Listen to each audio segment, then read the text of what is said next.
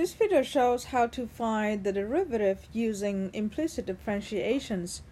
For an example, if we want to find dy dx of the curve xy squared plus ln x squared times sine y equals 3, we have to use implicit differentiation because this is not an explicit functions.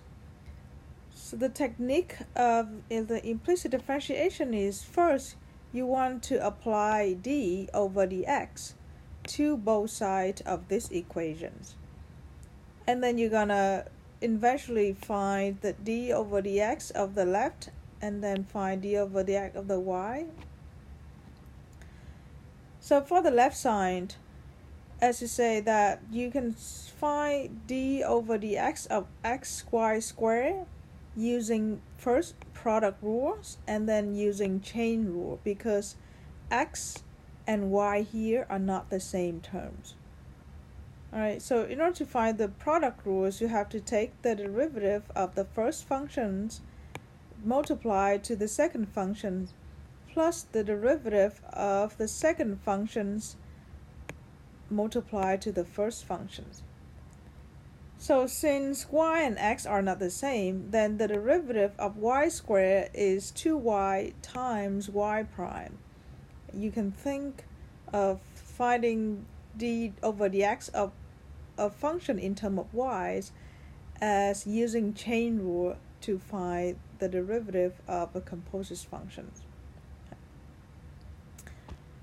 And then you can find the derivative of this part again using the product rule.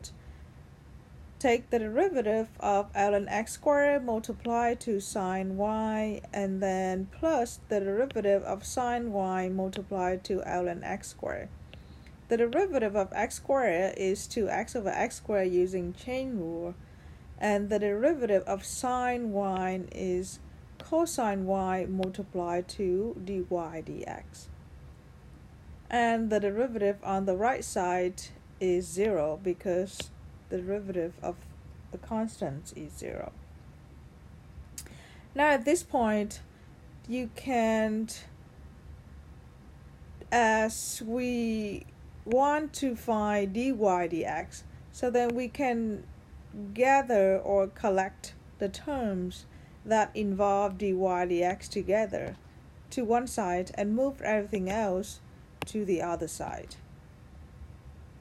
As we do that, then we can factor the dy dx from this term to this terms, and then we move this term and this term to the right side of the equations.